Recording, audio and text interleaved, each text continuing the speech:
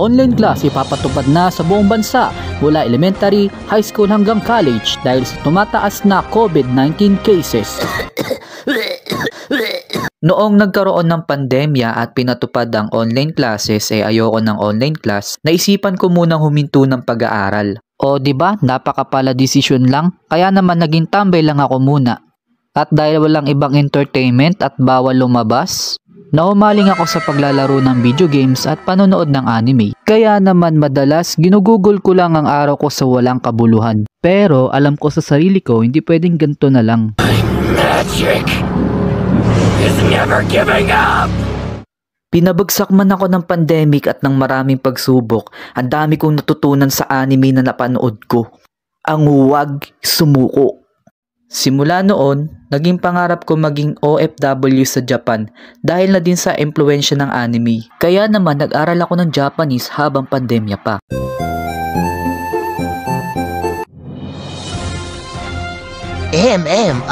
Okay na ba direct? Okay na pala. Pandemic, wala na. Okay, wait, tapos na? Wala na? Yes, my adventure begins! Pagtapos ng pandemya, naganap na ako ng trabaho nun. Mag-e-enrollment na rin pero hindi ako nag-enroll kasi mas pinili ko yung diskarte over education. Kaya ang maipapayo ko sa inyo guys, mas i-prioritize ninyo ang pag-aaral ninyo dahil laging nasa huli ang pagsisisi. Drop out pala, eto sa'yo. Ano yun? Lumilipad na naman ako. Fast forward, nakapasok na ako sa pabrika. Sobrang saya ko kasi nakapasok ako at first step na rin yun para maabot yung dream ko na maging OFW. At sobrang na-miss din ako sa mga makinang ginagamit nila. Sabi ko, wow, ito pala yung ginagamit nila para makagawa ng ganito, astig. Dahil bago pa lang kayo, mag-absorb muna kayo. At bukas na bukas, pwede na rin kayong makapagsimula. Dahil bago pa lang kami at hindi pa namin alam ang mga gagawin, pinakita muna sa amin kung papaano. Mula sa pag-ooperate ng makina at kung ano-ano pa. Kaya nung first day namin, nanonood lang kami kung paano yung mga ginagawa. At sa second day namin, doon na kami pinayagang tumulong. Sana bukas ay pumasok pa din kayo. At kung hindi man kayo tutuloy, habang maaga pa lang ay magdesisyon na kayo. At tandaan nyo, bukas ang pasok nyo ay alas 6 ng umaga at bawal malate. Any question? Sir, protocol ba yung nakanet kahit kalbo? Bruh! Joke lang. Bukas na lang ulit, pre. Sige pre, ingat. Bukas ulit. Ay putek, uwi na lang nakatapak pa. So, ayun. Uuwi na lang ako, nakatapak pa ako kaya nilinis ko muna yung sapatos ko. Habang yung sasakyan ko na sanang jeep, ayun, wala na, napuno na. Sorry, Totoy, puno na kami. Doon ka na lang sa kabila. Matagal pa ata to, mukhang malilit ako bukas. At tandaan nyo, bukas ang pasok nyo ay alas 6 ng umaga. At bawal malate. At sana na lang hindi traffic. One eternity later.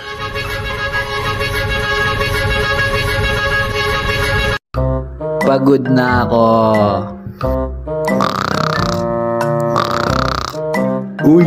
Uy, gising. Uy, pre, gising, nananaginip ka. Ayos ka lang. Nag-uusap tayo tapos bigla ako nakatulog. Ay ganun ba? Sorry, napanaginipan ko kasi si Crush. Pangalawang araw ko na sa pabrika. Bago pumasok, bumabiyahe ako ng 2 oras. Kaya bago pa man magsimula ang trabaho, pagod na ako. Nagpatuloy ang gantong sitwasyon ng 1 linggo. At nahirapan na ako dahil nakakapagod. Kaya nagpa siya akong mangupahan.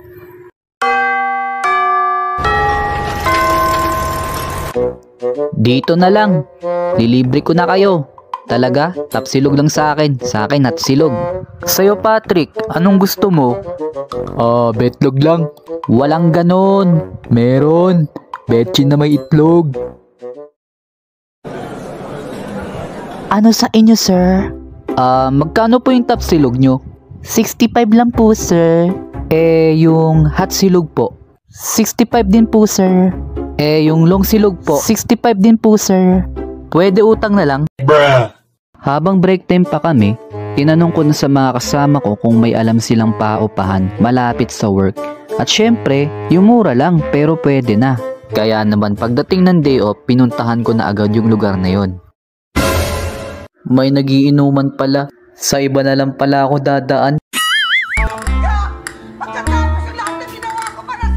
Eto na ba yun? Hala, may nag-aaway ata.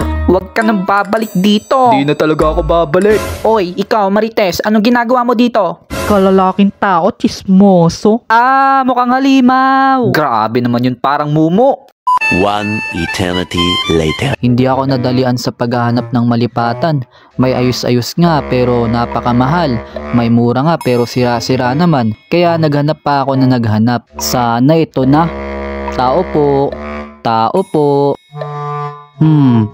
Mahina ba boses ko o walang tao? Tao po. Tulog ka na baby ah, love ka ni mama. Nakatulog na din siya sa wakas. Tao po! Bakit? Ano ba kasi yun? Ano ba kailangan mo ha? Magtatanong lang po sana kung nagpaparent po kayo. Hindi kasi dito yun, sa kabila yun. Oo nga no. Pagtapos ng paghanap ay nakahanap din ako sa wakas. Kinausap ko yung may-ari at nagpa-reserve ako. Para kinabukasan, nilipat na lang ako. Tapos nagdala lang ako ng mga ilang susutin ko. Pati mga delata, pang-hygiene, para stay po. Wow. At hindi naman kailangan magdala ng maraming gamit, basta yung kailangan lang. Meanwhile, Ang bigat! Pagtapos ng mahabang biyahe, bitbit ang mabigat na bagahe ay nakarating din ako sa wakas. Pero teka, may shortcut pala? Ang layo ng dinaanan ko, may shortcut pala. Ay, tanga mo! Bali yung nilipatan ko, bed spacer siya. May 4 na double deck na kama at 8 kami lahat sa loob. At syempre, ako yung pinaka-pogi.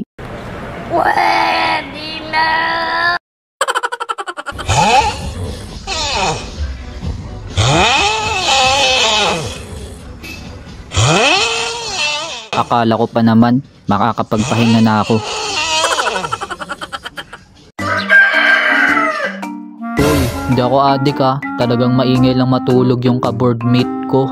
Akala ko nung una makakabawi na ako sa lakas kasi walk-in distance na lang ako sa work ko. Yun pala hindi. Ano, may sinasabi ka ba? Kung makapagreklamo ka parang di ka umihilik. Joke lang, mababait yung mga kasama ko. meanwhile,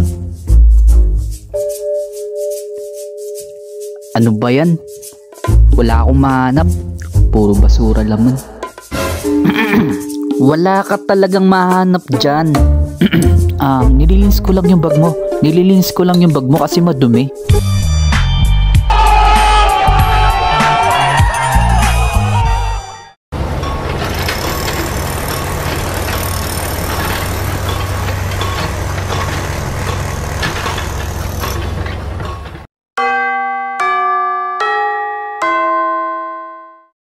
Ay nako, parang ang lungkot mo ata ngayon. Kaya nga eh, kakasahod lang natin ah, bakit ka malungkot? Kasi pre yung sahod ko, parang Batanggenyo. Ala eh, ako din pre.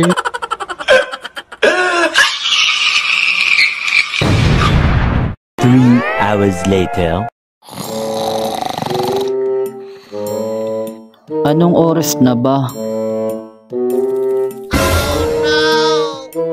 Overbreak na kayo. Ulitin nyo pa. Bukas wala na kayong trabaho.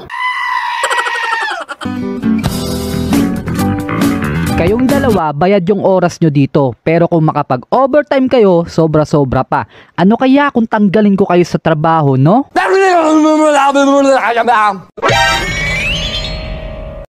NANI?! Ikaw kaya magtrabaho ng 12 oras, tapos 1 oras lang ang pahinga. Hindi ka ba mapapagod nun? Ano kami? Robot ninyo? Kayong ang mga bisor tatayo lang kapag masakit na yung puwet ninyo eh. Oh, bakit? Si Sir nandyan. May sinasabi ka? Wow, wala sir. Ang sabi ko, ang pogi mo. Luma na yung palusot na yun ah. Sana gumana. Ang dali naman itong mabola. Akala mo ba, mabobola mo ko?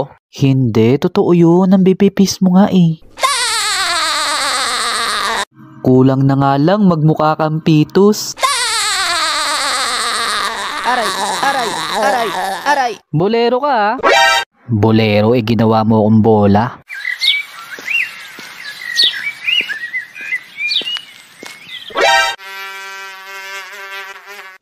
Bakit naman ang kalat dito? Nasaan na ba yung janitor? Bumalik na kayo sa trabaho. Opo, supervisor. Ano? Supervisor? Wahahahaha. Bago pala muna kayo umalis, linisin nyo muna yung mga kalat doon. Hindi naman kami mga janitor, sir eh. Supervisor nyo ako, di ba? Dapat sundin nyo ako. Supervisor ka na pala? Sana all. Bakit parang nakakita ka ng multo? At bakit nakatambak pa rin yan? At anong pinaggagawa mo? Ginagawa mo? Bakit kaya siya pinapagalitan? Gusto mo pala maging supervisor pero puro kakalokohan? Eto walis, gawin mo trabaho mo. Langya, isa palang piling tagapagmana.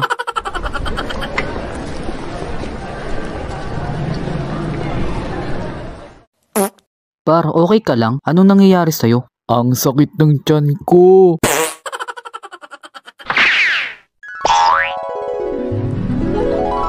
Ang sarap ng talong. Ang sarap ng soft drinks. Anak ng kamote, ang sakit ng tiyan ko. Di pala magandang idea pagsabayin ng talong at soft drinks. Sabi sa'yo, minudo na lang. Sabi mo pa nga kanina masarap yung talong. Ang sarap ng talong. At saka puro taba yung ulam nila sa kantin, pre. 75 pesos, na high blood ako. Gusto ko rich in cholesterol. Aba, ewan ko sa'yo. Mauli may tayo sa puwet.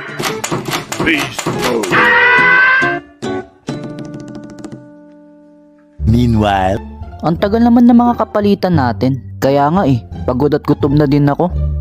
Overbreak na yung mga lugaw na yun. Alam ko na. Mag-overbreak din tayo mamaya. Para quits lang. Sige, ayos yan. Nice appeal.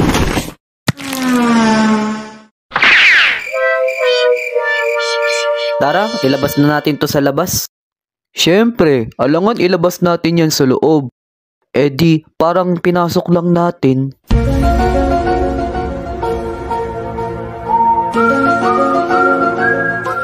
Grabe, talino mo talaga pre. Paano na lang ako pag wala ka? Paalalay na lang ako sa likod, thank you. Okay. Pre, anong ginagawa mo? Sabi mo alalayan kita sa likod. Hehehehe, hindi dyan, doon. Kaya umalis ka dyan. Emotional damage! Dito pala Next time kasi linawin mo para di ako nalilito. Anong nangyari dito? Hindi kami yan, sir.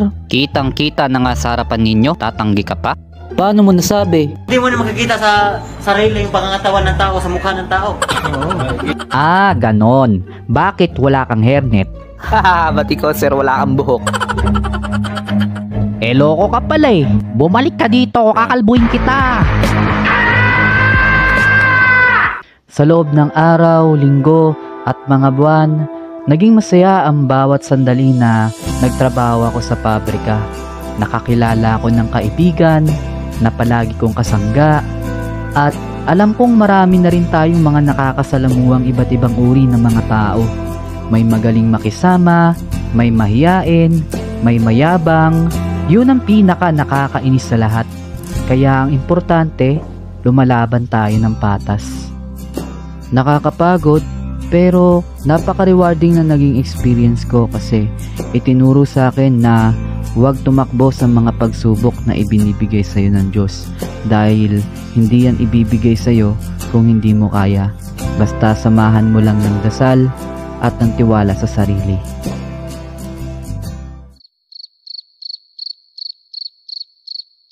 Uy, Nards, kanina ka patingin ng tingin dyan Sige ka, baka matunaw yan. Hindi lang ako makapaniwala. Paano ba yan? Magkakahiwalay na tayo. Tara, punta tayo sa amin. Tara, celebrate. Oo ba? Basta huwag kang buraot. Hala, ako pa nga yung buraot.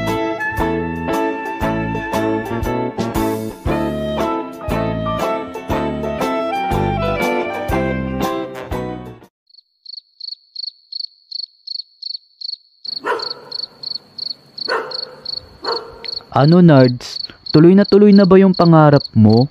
Oo, pero hindi pa ngayon.